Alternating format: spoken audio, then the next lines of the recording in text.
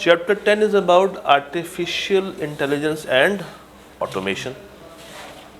दो चीज़ें हैं इसमें, AI और ऑटोमेशन। AI क्या है, आप कैसे डिफाइन करेंगे AI को? What is AI?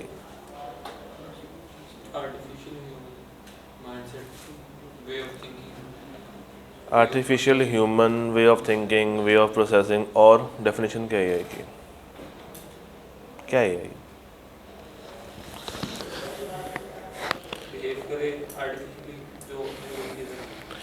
Basically human intelligence जैसी एक चीज़ जो कि आपने एक मशीन में डाल दी है।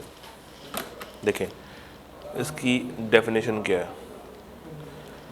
ह्यूमन इंटेलिजेंस जैसी प्रोसेसिंग किस में डाल दी है?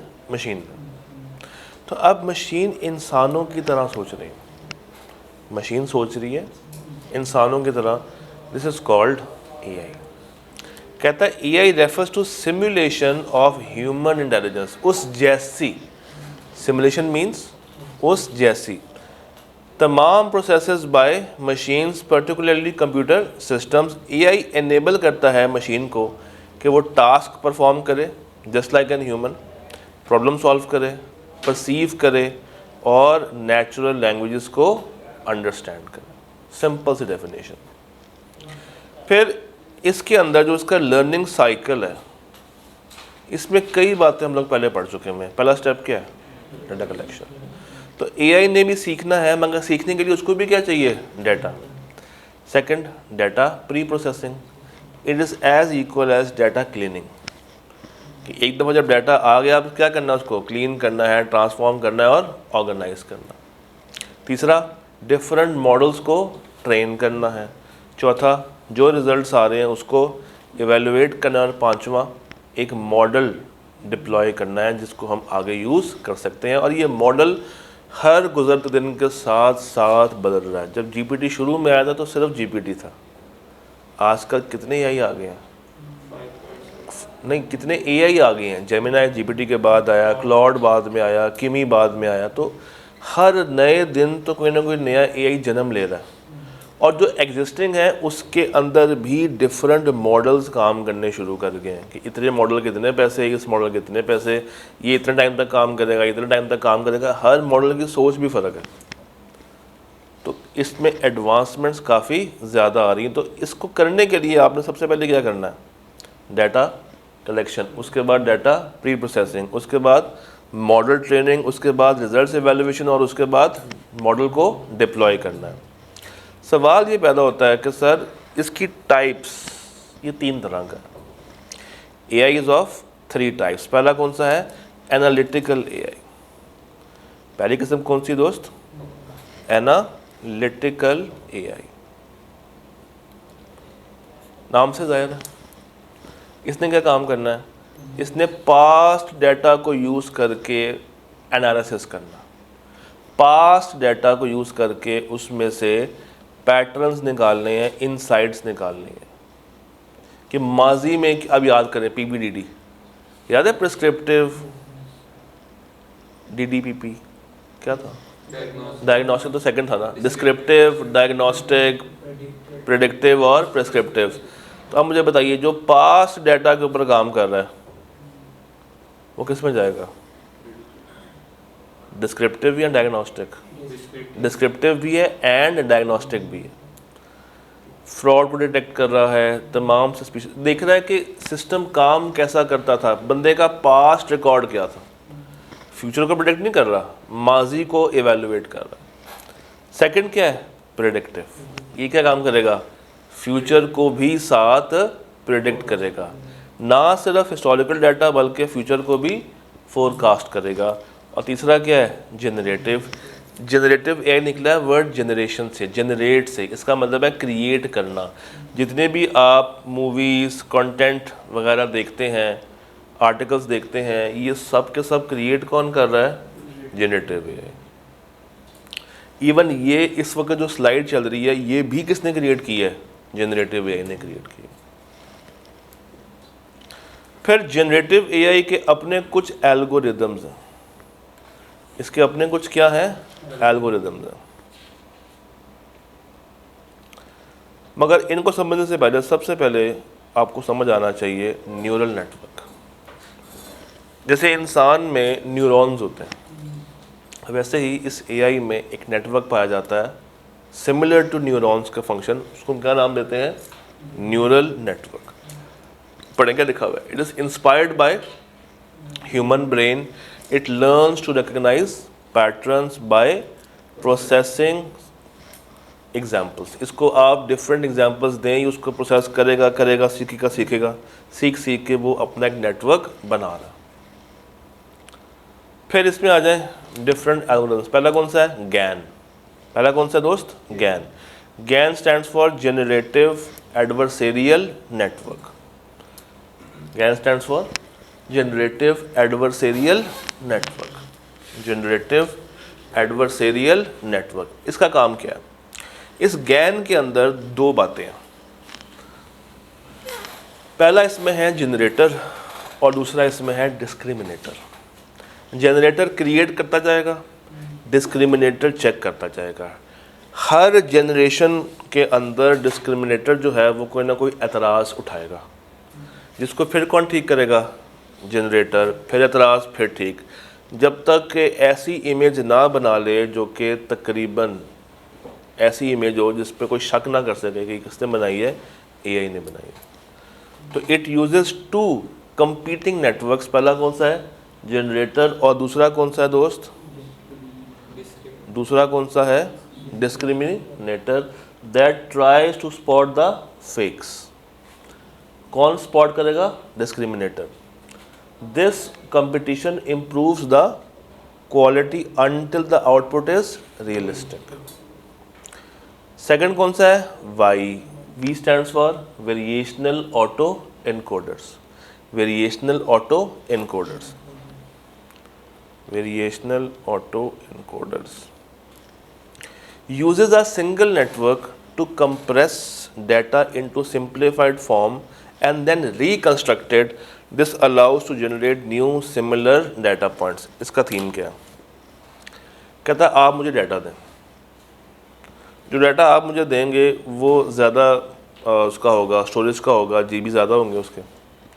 मैं क्या करूँगा, उसको समझने के बाद कंप्रेस कर दूँगा, छोटे साइज़ में कन्वर्ट कर दूँगा, फिर उस जैसा दोबारा से क्रिएट करके दूँगा जो कि उससे मिलता जुलता हो। ये ऐसे ही है कि आप एक चीज़ याद करें, दिमाग में रखें, फिर किताब बंद करके वैसा ही लिखना शुरू करें, मगर उसमें वेरिएशंस आएंगी जो कि असल में फ़र्क को शो करेगा। तो नाम क्या था, वेरिएशनल ऑटो एनकोडर्स, जो कि ऑटोमेटिकली काम कर रहा है, ऑटोमेटिकली वो इनकोडिंग कर रहा है मगर वेरिएशंस के साथ। सेकंड क्या है, ट्रांसफॉर्मर मॉडल। ट्रांसफॉर्मर मॉडल ये सेल्फ अटेंशन है, ये खुदकार तरीके से काम करता है, इसको बार बार कहने की ज़रूरत नहीं है। आपने इसको बस एक दफ़ा एक ऑर्डर पास करना, उसके बाद ये तमाम काम आपके मुताबिक, आपके हुक्म के मुताबिक डेली बेस पे करता चला जाएगा। और चौथा कौन सा है, RNN या LSTM। They have a memory that uses previous. आपने शायद कभी गौर किया हो, GPT को आप एक प्रॉम्प्ट दें, उसके ऊपर एक प्रॉम्प्ट दे के 2-3 घंटे काम करें, शायद कुछ टाइम के बाद जब आप उसी चैट में कुछ और टाइप करेंगे तो वो आपका पिछला दिया हुआ प्रॉम्प्ट भूल जाता है, क्योंकि उसकी मेमोरी जितनी यूज़ हुई है उस तक, उसके बाद उसको साइड पे कर देती, डिलीट कर देती है। ये करता है RNN। क्या करता है, RNN।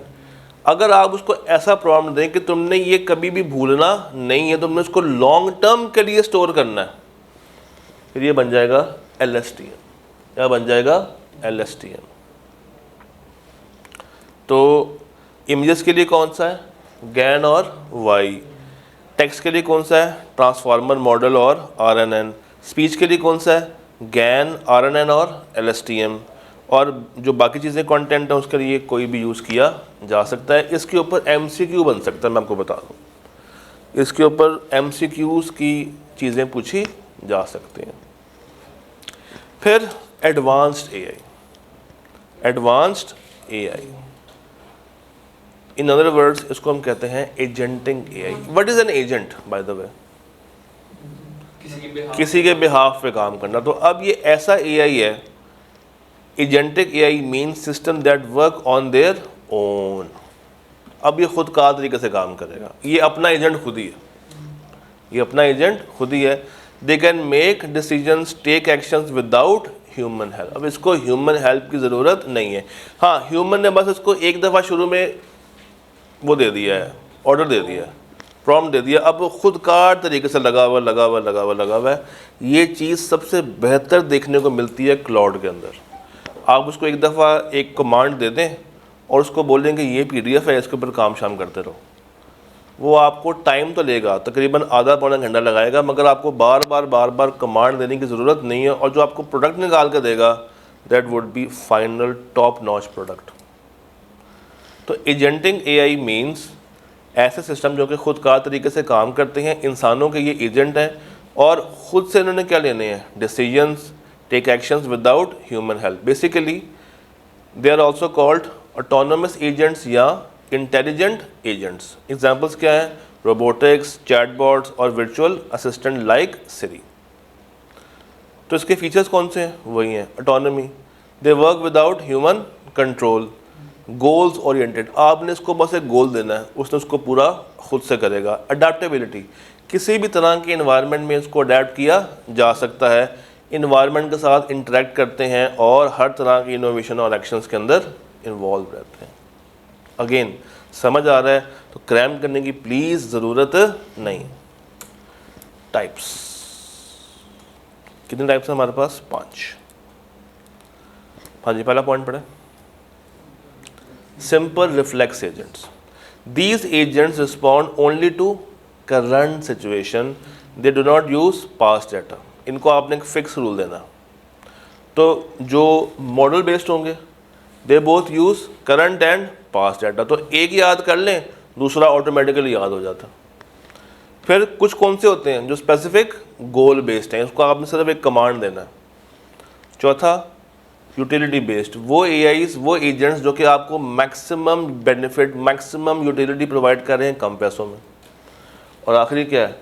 जो ओवर द टाइम सीख रहे हैं, ओवर द टाइम लर्न कर रहे हैं, ओवर द टाइम सीख रहे हैं, ओवर द टाइम लर्न कर रहे हैं। अब इसकी एप्लीकेशंस ये कहाँ पे इस्तेमाल होता है? रोबोटिक्स के अंदर, सप्लाई चेन में, फाइनेंशियल ट्रेडिंग के अंदर, स्मार्ट होम सिस्टम्स में और गेम्स डेवलपमेंट में। अब देखें, अगर आप एक दफ़ा याद किए हो ना बेनिफिट्स, ERP के याद किए हो या क्लाउड के याद किए हो, घुमा फिरा के वही पॉइंट्स हैं। एफिशिएंसी है, ऑटोनॉमी है, स्केलेबिलिटी है। चैप्टर अगर एक दफ़ा अच्छे से लिख लें तो सिस्टम का कोई चैप्टर इतना बड़ा नहीं है कि आप उसको ओवरकम नहीं कर सकते। उसको ओवरकम किया जा सकता है बहुत आसानी के साथ, बस करना ये है कि तरीके से लिखना है। If you can write it clearly, आप बहुत अच्छे नंबर सिस्टम के एरिया से निकाल सकते हैं, यकीन मानिए निकाल सकते हैं। और इसके सवाल भी प्रिटी मच स्ट्रेट फॉरवर्ड होंगे। टेक्निकलिटीज़ रिस्क से आ सकती हैं, वहाँ पे भूलने का चांस ज़्यादा है। यहाँ पे तो चीज़ें लिखी ही इतनी आसान हुई हैं कि आपको ज़्यादा मसला नहीं आएगा इंशाल्लाह। डन।